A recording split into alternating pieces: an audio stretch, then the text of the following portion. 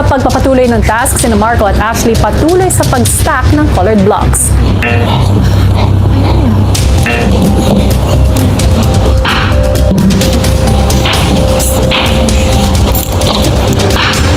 Nahirapan po talaga ako sa task po. Mas na-stress po talaga ako dun sa paggawa po ng block kasa po dun sa pagkahilo ko po dun sa may paikot-ikot po na rope po, kuya.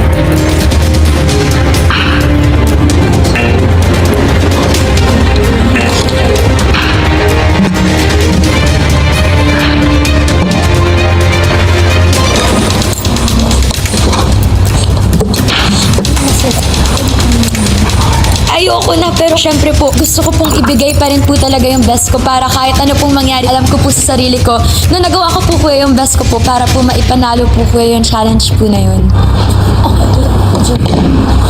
During the process, nagta-trial and error ako na baka sakaling matsambahan po siya na iba-iba yung color sa bawat sides, kuya.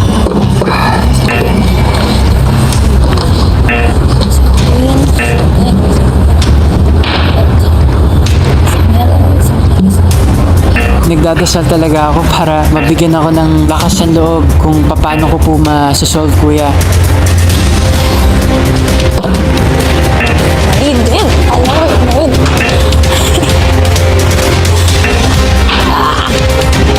Kasi isang kulay na lang po yung kailangan, so hindi ko na po alam kung ano pa po yung gagawin kasi every time naman po na magkakaroon po ulit ako ng panibago pong plano po, kapag tinanggal ko na po siya tapos binago ko po, nababago na po lahat, so nakaka-stress po talaga, kuya.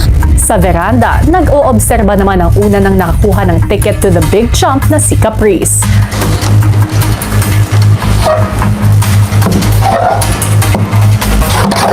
Kung siguro po mag-iisip po kuya kung sino po sana ang gusto ko makatapat po, yun po si Ashley, kuya. Same lang naman po kami ng kaya ni Ashley, so baka magiging madali or hindi rin po ako masyadong mahihirapan kung si Ashley man po yung makatapat ko, kuya. Kakabalik lang din po ni Marco, so hindi ko rin po siya masyadong nakakasama sa mga task po, kuya.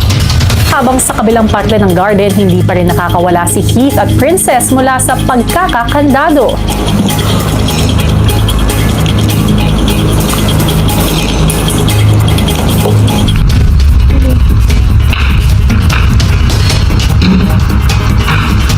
Nafa-frustrate talaga ako, kuya. Tapos, ayun, dumating din sa point na sabi ko, you're so stupid. Bakit hanggang ngayon hindi mo pa rin makuha? Ano bang hindi ko nakikita? Ano bang hindi ko nagigets?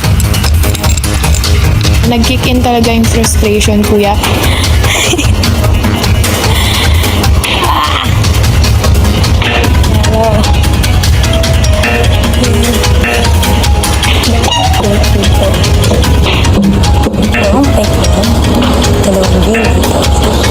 Paano ka tatanggap? Umabot po kasi sa point na blanco po talaga ako, kuya, na parang hindi ko na po alam kung paano po siya aayusin. Na-drain din po talaga ako kasi parang na-try ko na po lahat ng paraan, kuya.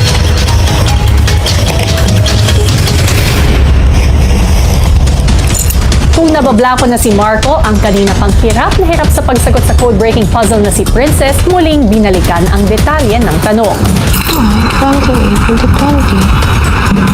Kasi kuya, ang initial bilang ko talaga 23. Ayun pala, 27. Tapos ayun kuya, yun, nag-multiply ko na. Tapos ano,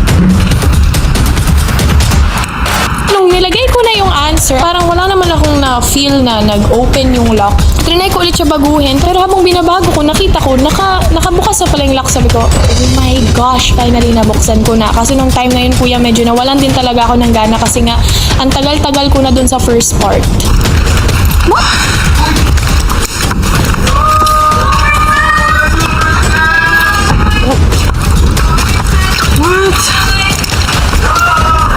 Sobra, kuya, na na-disappoint ako sa sarili ko, kuya. It's just because I can't solve such a simple task po, kuya.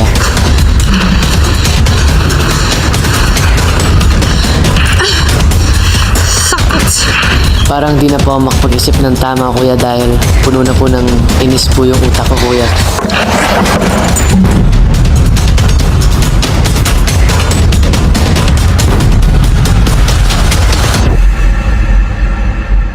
Susunod!